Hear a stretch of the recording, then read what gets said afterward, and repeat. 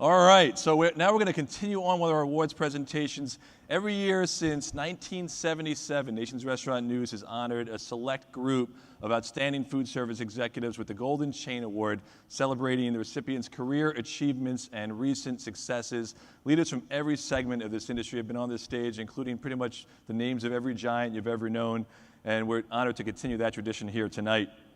We had 5 more executives to the list. The operators we're about to honor have grown their companies with intelligence and character and impressive results. They are individuals with vision and creativity and superb business skills and truly a love of our industry, which I think is what you need more than anything else to succeed here. So Andy, what do you say we get started? We'll give out some awards. All right. Our first Golden Chain winner brings more than 25 years of financial experience to her current position, including 5 years as Chief Executive Officer of Books A Million. She joined Cracker Barrel in 2009 as Executive Vice President and Chief Financial Officer, and 2 years later was selected to lead the organization. Under her leadership, this family dining concept has reversed negative same-store sales trends. Today, estimated sales per unit stand at $3.3 million, which is nearly double the industry average of $1.7 million. This award winner also knows how to stay cool in crisis, helping rebuff a very well-publicized activist attempt to sell the company. Please welcome the President and Chief Executive Officer of Cracker Barrel Old Country Stores, Sandy Cochran.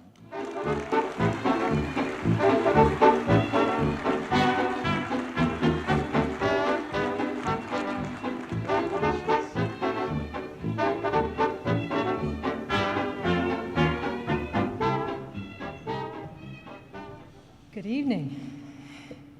I'm so grateful for this nomination, and I'd like to congratulate the other honorees. I'm actually just honored to be part of this talented group. So I want to thank Nation's Restaurant News on behalf of the 70,000 men and women of Cracker Barrel for recognizing Cracker Barrel Old Country Stores among the leaders in our industry. You know, I'm proud to be part of this industry. A couple of weeks ago, the annual Gallup Work and Education poll was released, and it was a little bit of a surprise, but a happy one, that the restaurant industry had the highest positive rating from the American public. Along with the computer industry, which was second, we were at the top of American industries last year. I guess even those guys in Silicon Valley have to eat lunch from time to time. But you may not be aware of the numbers, but we represent nearly 10% of the nation's workforce. And our customers represent a cross-section of America. Some depend on us for our daily meals. Some come to us to celebrate family accomplishments or business meetings or graduations or churchgoers, or for us especially, we value travelers and families, and the list could go on and on. One of the great payoffs of our industry is the contact we get to have with people, many of whom are tired, but all of whom are hungry. And we get to see them leave refreshed, maybe with a smile and a little spring to their step. And we think it's the good food and pleasing people service that they've experienced that contributes to this change of attitude. This is not unique to Cracker Barrel, but it applies to all the restaurants that are here at this conference. So thank you again to Nation's Restaurant News, and congratulations to you as the leaders of America's restaurant industry.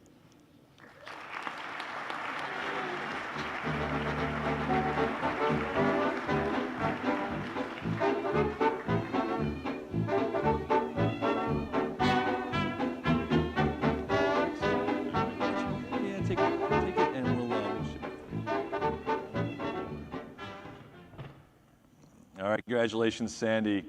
Our next award winner is a key player within Yum Brands, which operates or franchises over 40,000 KFC, Pizza Hut, and Taco Bell locations in more than 125 countries. Currently, he leads a 6,000-unit Taco Bell chain in a brand renewal that aims to double system-wide sales to $14 billion in the next 8 years. But the man you'll meet won't be long in this job. As many of you know, that's the price of success. He's been tapped to replace David Novak next year as the head of Yum Brands. In announcing the move, Novak called this leader a breakthrough thinker. Here's the chief executive of Taco Bell, Greg Creed.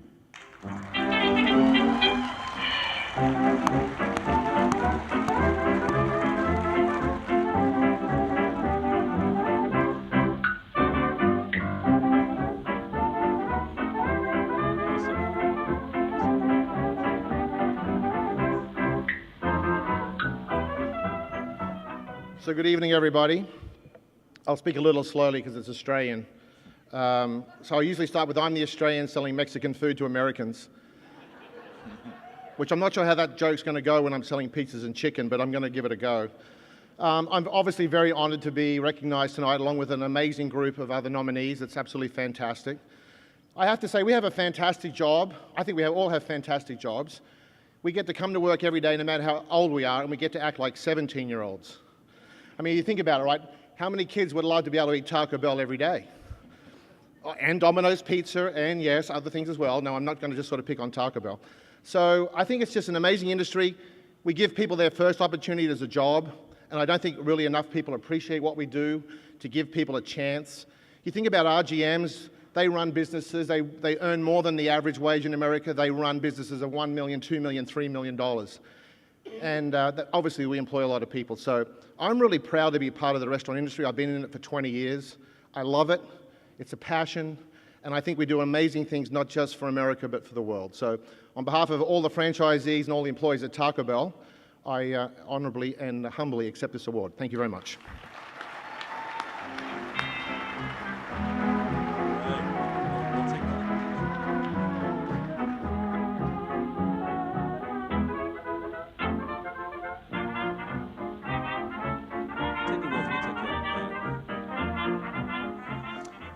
Congratulations, Greg.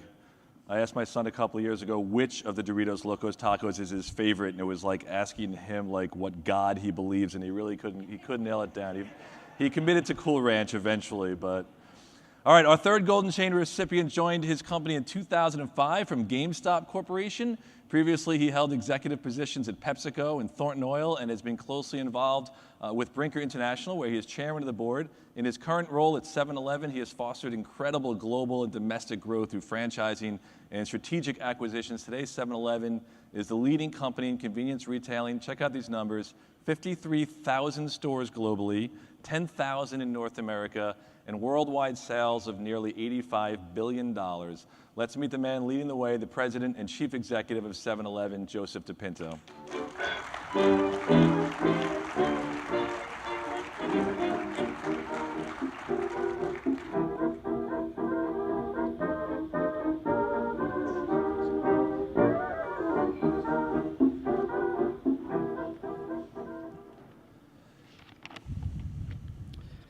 Thanks, Chris. Appreciate the kind introduction, and it's great to be here in Dallas. This is our home, and to be in front of such a prestigious group of restaurant industry leaders. It's an honor to be the recipient of the Golden Chain Award, and I'm grateful for the recognition. So I'd like to thank the entire editorial board of Nation's Restaurant News.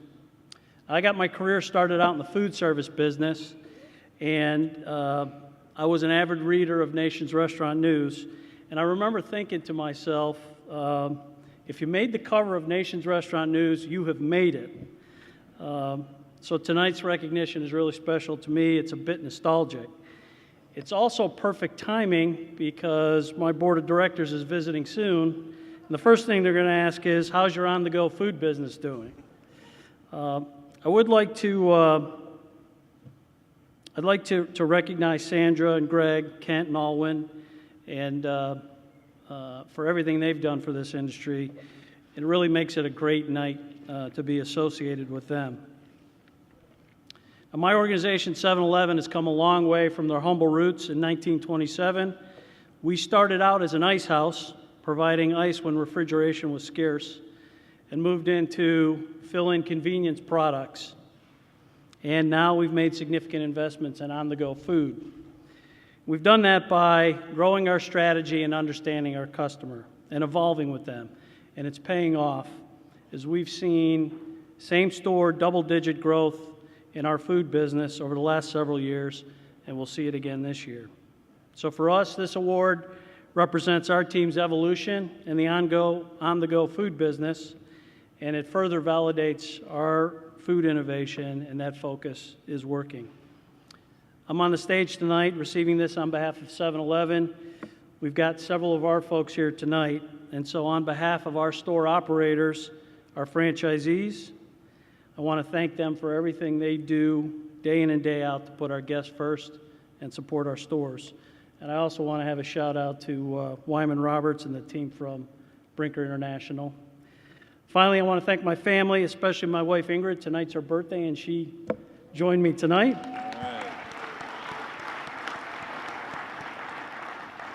I think we all know our families and their unending love and support. It allows us to do what we're doing. So thank you for the tremendous honor. It's very special.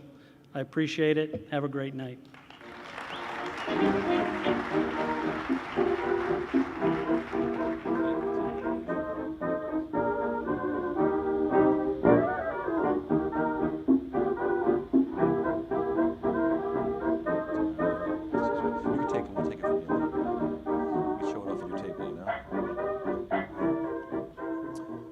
And thank you for spending your birthday. Wish we all sing happy birthday, would that be?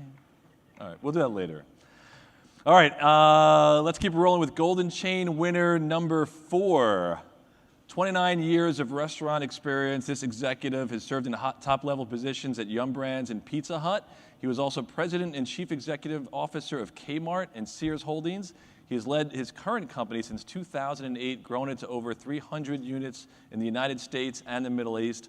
Looking ahead, he sees the good news continuing for this rapidly growing concept, particularly in franchising. They are on track to achieve 25 to 35% net income growth and add about 50 new stores in the next few years. Under this man's leadership, things are looking bright for this chain, which is kind of a big popular favorite in the Enterprise office because there's one about half a block away. We're regulars there. Please welcome the president and chief executive officer of the Potbelly Sandwich Shop, Aylwin Lewis. All right. Excellent.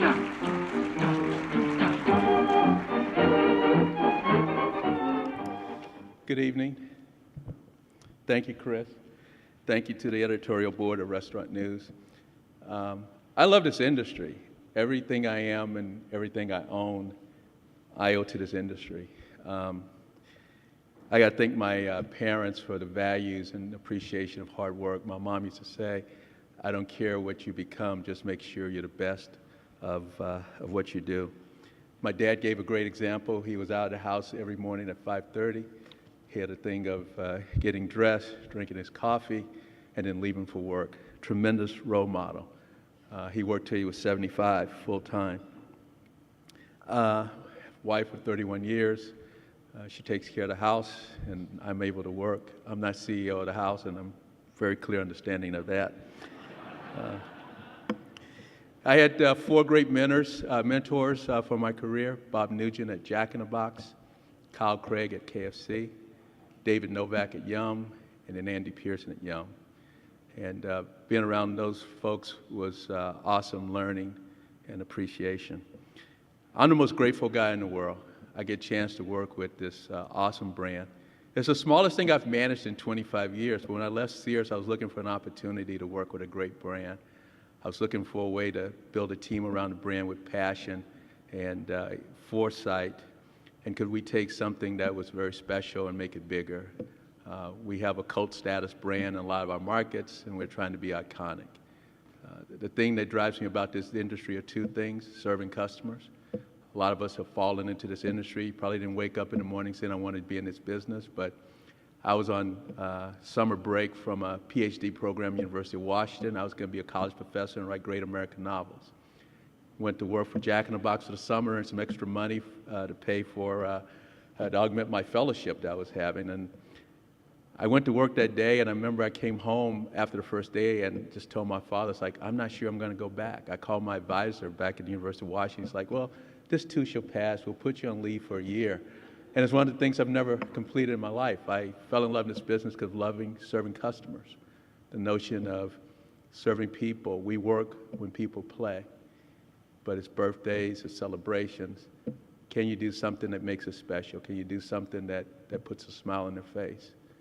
You know, we don't save lives, but I think serving folks food for their nourishment is a calling, and I hold it in high regard. You serve something that people put in their bodies, around their families, it's a calling. And if you're going to be in this business, it has to be a calling, because there are easier ways to make money. And then the second thing is the power of what we do. We take often the left behind society and give them opportunity. And the barrier of entry for this industry for success is how hard are you willing to work and are you willing to learn? And we can take folks that dropped out of high school and they become shift managers and become assistant managers, become GMs. And literally in this business, you can decide the American dream that you want to live. I'm an example of that. So I'm very grateful. I'm honored. I'm honored to be associated with the other winners tonight. I'm very honored to represent Potbelly as a company. It's a great brand. It's a fun brand. We compete, got a lot of strong competitors. But we're special, and I feel very good about that. And Nancy, who runs our chief people officer, she's the chorus for me tonight. We have a small, we're a small company and money council. We can only afford to fly 2 of us down tonight, so she's the chorus. But I really appreciate it. It's an honor, and thank you very much.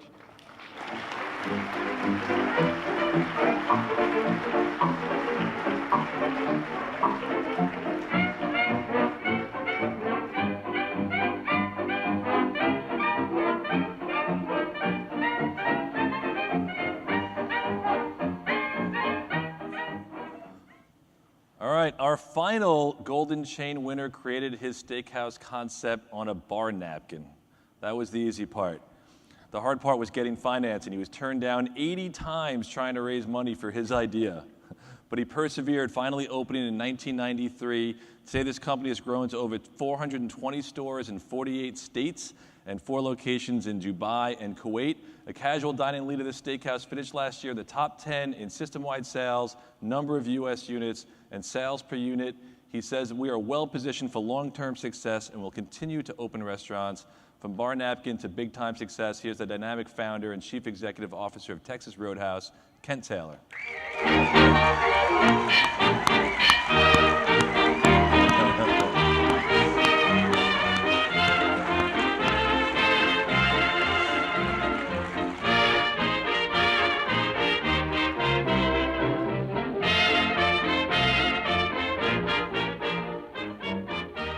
Didn't know I was going to have to give a speech, so let's see, that's a traffic ticket. That's not going to work. I did pay it, though. But anyway, I want to thank all of our Texas Roadhouse folks that are here and around the country that really try to make me look good, I guess. And there's a lot of young folks I see out here, and I used to be a KFC person until I got in trouble. I was doing my own chicken fingers, chicken sandwiches in 1990 in Charlotte, so I was told maybe it wasn't the place for me because I was thinking outside of the box and getting in trouble. Then I was at Bennigan's and I was making a potato soup from scratch. Got in trouble there. So I figured I better work for myself or I'm going to get fired several more times, I guess. So I finally worked out at Texas Roadhouse. So anyway, thanks Nation's Restaurant News, and thank you all for being there. And Jimmy John, need to see you up here. All right.